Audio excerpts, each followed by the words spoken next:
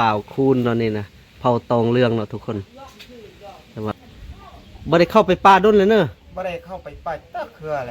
บ่ได้เข้าจักเทื่อแล้วเนาะโอ้ลึงแล้วบ่าวคูณนะบ่าวคูณเนาะทุกคนเผาตองเรื่องเพราะว่าเพิ่นในลมซาวแล้วสันซาวอยู่บ้านนี่แหละย่างไปหาผู้สาวเนอะนี่ขี่รถไปขี่รถทิพย์นี่เนอะโอ้ทุกคนอันนี้รถทิพย์ประจำตำแหน่งบ่าวคูณเนาะเผาตองเรื่องเพิ่นขี่รถทิพย์เก่งเลยครับสบายดีไอ้เด้อบ่ได้นอนนำผู้สาวอยู่พุ่นจักเทื่อติบ่าวคูณก็นอนอันนึงนอนอันนึงเพราะว่าน้องบอกว่าเข้าไปป่ากับเช้ากับเป๋าน้องบอกบ่มาอันเข้าไปป้าเลยผู้สาวจะบ่เอาเลยเนาะเลยได้หากินอยู่บ้านเฮ้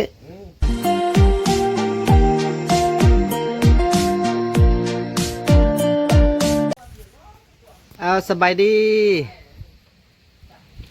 สบายดีสบายดีบ่าวยังกันเนี่ยน่ะอ้าวคูณบ่าวคูณเนาะโอ้บ่าวคูณตอนนี้นะเผาตองเรื่องเนาะทุกคนแต่ว่าบ่าวคูณเพิ่นว่านั่งอยู่กองเฮือนคือว่าเย็นแดเนาะขึ้นไปถึงเฮือนคือว่าร้อนเนาะร้อนลึงอยู่ตีอยู่นะนี่นะเรื่องแล้วอยู่ด้นเลยลึงแล้วเนาะบ่ได้เข้าไปป่าด้นเลยเนอะบ่ได้เข้าไปป่าตะเคืออะไรบ่ได้เข้าจักเทื่อแล้วเนาะโอ้ลึงแล้วบ่าวคูณนะจูมาหันบ่าเองอันกำลังมาอยู่วันนี้เนี่ยหากมาวันนี้ เจ้าแทบบ่ไปจักเทื่อเนาะบ่ได้ไปจักโอ้ลึงอยู่บ้านนี่แหละจักน้อยก็ได้เมียอยู่บ้านแหละลึงอยู่พี่บ่ได้ล่มเศร้าเถอะติล่มอยู่เนาะล่มสาวบ้านนี่เนาะโอ้จักน้อยก็ได้เมียละบ่าวคูณเนาะทุกคนเอาตองเรื่องว่าเพิ่นในลมซาวแล้วสันซาวอยู่บ้านนี่แหละว่าเพิ่นบ่ได้ไปเข้าป่าไปจักเทื่อเลยเนาะตั้งแต่มาเพิ่นมาเนาะไปป่ามาวันนี้ครับไปมืดไปทางเด้อ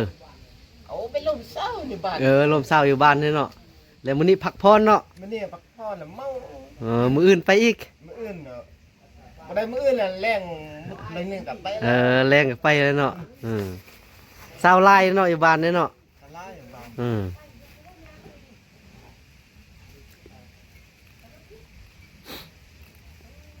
ย่างไปหาผู้สาวเนอะนี่ขี่รถไปขี่รถทิพย์นี่เนอะโอ้ทุกคนอันนี้รถทิพย์ประจำตำแหน่งบ่าวคูณเนาะเผาตองเรื่องคนขี่รถทิพย์เก่งเลยบ่มีวิทยุบ่มี MP3 ฟังติบ่มีเนาะโอ้คันมี MP3 ติดนี่ไปคักเลยเนาะทิพย์เก่งบ่ขี่ไปได้บ่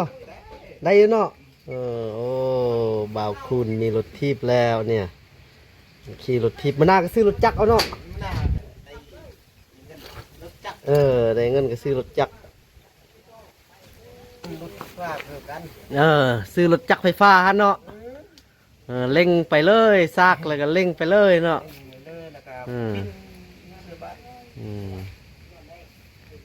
นี่บ่าวคูณเนาะทุกคนว่าเพิ่นมีรถทิพย์ประจำตำแหน่งแล้วอยากเที่ยวซะก็ไปเที่ยวจากน้อยแรงเพิ่นก็ไปเที่ยวแล้วเนาะเที่ยวเศร้าแล้วเนาะไอ้ขับสบายดีไอ้เด้อว่าจะไปข้างนอกว่าจะไปหามันอุ่นเราไปพี่ว่าไปกินเราอยู่พี่ตัวกันเนาะบอกผมไปแหละบอกวัดไปแล้วไปพุ่นแล้วไปแล้วไปแล้วไปที่นี่นึงดิเพราะว่าชุดของเพราะว่าของห้าจ้ะของห้าอีมิดไปหาอีมิดบ้านอีมิดเต้าคุณนี่เต้าคุณ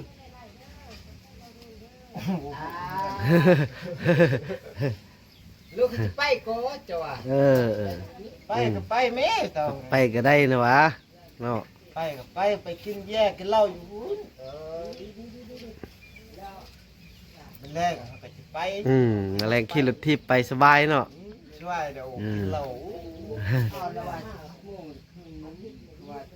ไป บ้านนี้พอมีเมี่ยงบ่พอ ฮะ บ้านนี้เขาไม่มีเมี่ยงบ่ เอามีวะเขาก็มี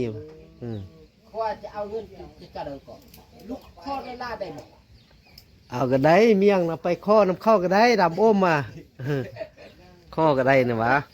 ลูกไปกับเองก่อนเด้อ ไปไปกับ เอ เอง เอาโอเคโอเคโอเค แต่เขาก็ใช่นี่จันจะมาค้ำก่อนดูจนดึกบ่ บ่ได้นอนนำผู้สาวอยู่พุ่นจักเทื่อติบักคุณ ก็นอนอันนึง นอนอันนึงนอนอันหน้าดึกแล้วก็นี่มาบ่นอน ดึกแล้วก็นี่มาเนาะนั่นก็ได้เมียอยู่พี่แล้ว ลูกตื่นแล้วก็กินข้าวไปกินข้าวนำเช้า กินน้ำผู้สาวหั่นเนาะ กินข้าวแล้วก็อีกมา กินข้าวอิ่มแล้วก็มาเนาะ มานอนนี่ อืม นี่แรงบุดเลยนึงกับไป ผู้สาวบ่มายามนี่จักเทื่อติ พยายามอันนึงเอง มายามเทื่อนึงเออ พยายามนอนนี่ช่องคืนแล้วก็ไปแล้ว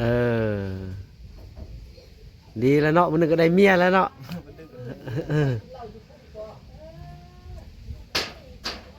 แรงเลยไปเอาเข้าเบกเข้าฮันมาเป่านี่ นึ่งเอาเนาะ นึงเอา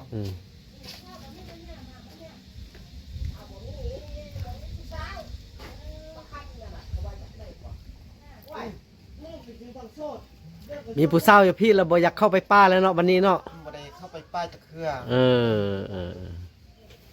หากินกับบ่ไป หากินก็บ่ไปแล้วเนาะเอาหากินอยู่บ้านที่เอา หาเพราะว่าน้องบอกว่าเข้าไปป้ากับเช้ากับเป๋าน้องก็บอกบ่มา อันเข้าไปป้าเลยผู้สาวจะบ่เอาเลยเนาะเลยได้หากินอยู่บ้านเฮ้ ได้ของกินกับมาหาบ้านนี้ชื่ออันปลาลิ้นหันกับปลาดุกหันแล้วก็มากินชิ้นหมูแดชิ้นควายแด หมูซีนควายซื้อมากิน เอาเขาก็ซื้อคือไปแล้วเขาก็มาอยู่เสิร์ฟก่อนเอาบันทึกดีเอาอยู่เสิร์ฟก่อนก็เผาอยู่ ฮอดยามนี้แท้ฮ้อนได้อเนาะอยู่บ้านเนาะ อยู่พี่แต่ป้อถูกห่อน ห่อนกับยาบ้านอยู่ล่างหันกันต้องพับ อยู่ล่างกับลมพัดก็เย็นวอยๆหั่นน่ะอันอยู่ป้าไทยเย็นอยู่ เผาดิ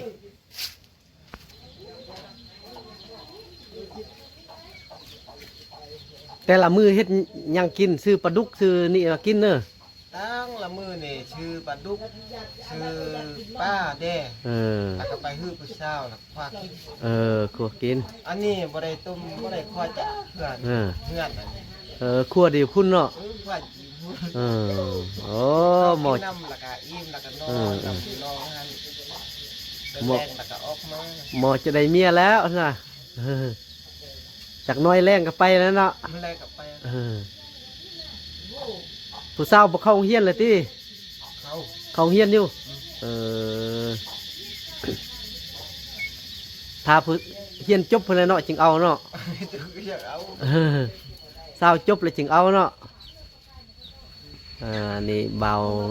คูณเนาะทุกคนที่ว่าโอ้เฮาตรงเรื่องที่ว่ามันเป็นคนดีตั้งแต่ออกป่ามาบ่ได้เข้าไปป่าจากเทื่อเนาะ บ่ได้ไปเทื่อ แล้วก็มีผู้สาวแล้วสาวยังเข้าโรงเรียนอยู่ผู้สาวจบโรงเรียนแล้วก็จะได้เอาเมียแล้วเนาะ จุกเงียนแล้วก็บ่ดีแล้วแล้วเมียแล้วมาอยู่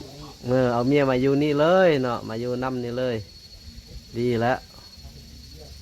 บ่าวคุณ นี่แล้วก็เฮ็ดหน้านั่นเฮ็ดหน้า เฮ็ดนาอยู่มอนี่เนาะ หูหม้อนี่ โอ้มันก็ดีแล้วว่ะเอาเมียมาอยู่นี่เฮ็ดนาอยู่มอนี่เนาะบอกเข้าไปป้าแล้วเนาะวันเนี้ย บ่ได้เข้าไปป้า ได้ลูกแล้วก็ดีลูกก็เข้าเฮียนต่อ แล้วอันบาเองหั่นนี่ว่าสิขึ้นเบิ่งว่าสิอยู่แท้บ่ เอาอยู่นี่แฮะค่ะไอ้เมียแล้ว อันอยู่นี่ได้เมียแล้วเนาะบ่าวเอกกันเนาะ อันนี้อยู่น้อยนึงก็ตื่นมาเบิ่งอ้าวบ่มีแล้วเขาแล้ว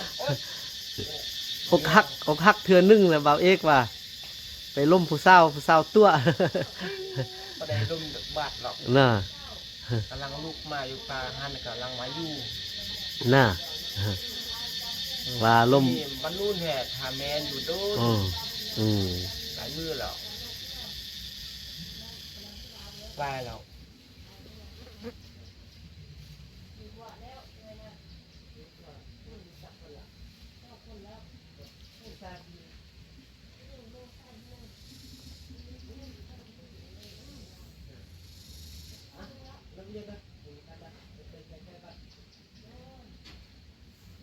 เฮ็ดนากินข้าวให้พี่ก็ดีเอาเนาะ กินก็ดี หันอยากกินปลาแล้วก็ไปหามากินเนาะ อยากกินป้าแล้วก็เรื่องไปลืมไปแล้วก็บอกน้องนั่นว่าไปโลยิงฮอกยิงกระแตกอะไปลุกบันเฮือนบันส่วนนี้เนี่ย โลตำหม้อๆนี่เนาะเตาแห้งเนาะตะกี้ตอนอยู่ป้าแท้เฮ็ดแนวได้กิน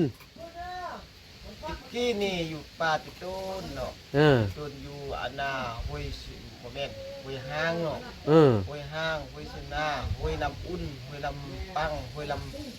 ลำแค่ก็ เออ ห้วยลำแค่ห้วยอันนาห้วยเลือดก็ อืม ห้วยลำเลือดก็อยู่หมดห้วยนั่น อยู่หมดแต่ละห้วยเนาะ อืม แล้วก็ก้นมันเด้แล้วก็ก้นมันก้นอุ่น อืม ก้นตูนนี่ อืม ก้นหมดสิอย่างแล้ว แล้วไปค่ายเอาเข้าอยากซุกมากิน เปลี่ยนเอาเข้าแล้วเอาอย่าสูบเนาะ บ่ได้ปุ๊บอยู่บ้านคือแบบอันนี้นะ เออ แล้วก็อยู่ที่ก้อนนี่อยู่ที่ป้าอยู่มันมีกินกับไปห้าไปเขากินแล้วก็เอามันเนาะ อืม มันแล้วก็มุกไฟก็ หมกไฟเนาะ มุกไฟแล้วก็เขาหั่นมีอันเป็นคนหมดแล้วก็เผาหั่น น่ะ เผาแล้วไปเปื่อยหั่นเอาออกมา อืม บางเย็นได้นึกกับกิน เออ กินอิ่มคือเข้าอันนี้ อิ่มคือเข้าเนาะ อือ แล้วเอาปิ้งซีนปิ้งย่างกับ เอาอันหน้าป้าดิ ป้า อืม จี้แล้วก็กับ ปิ้งหั่นแล้วก็สุกๆหั่นแล้วก็กินกับกินมันนี่ อืมกินแล้วก็นอน แล้วก็อิ่มแล้วก็นอนบ่ได้เฮ็ดหยังเลย เออ แล้วบ้านอันน่ะบ้านมุดซุ่มแล้วก็บ้านมุดซุ่มแล้วก็บ้านอันน่ะกอกหั่นกับบ้านหันจู้นำเข้านี่แล้วเข้ามาแล้วน้องว่ากินติมันนี่เดี๋ยวหาหยดบุญหยดไหว้แล้วไปแลกเอาเข้าเด้อ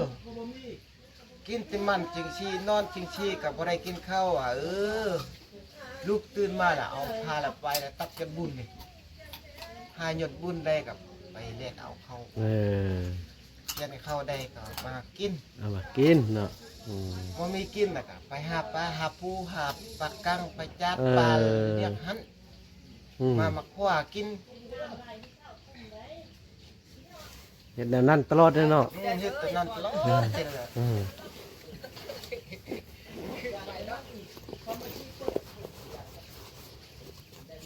บ่น้องหั่นนะน้องหั่นนะอย่าเด้อไปแล้วไปกำลังไปดูกำลังออกไปเลย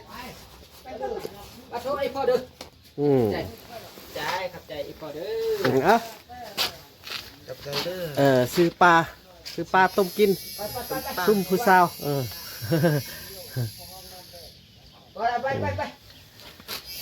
ไปเอาเนาะบ่าวคุณเนาะหมด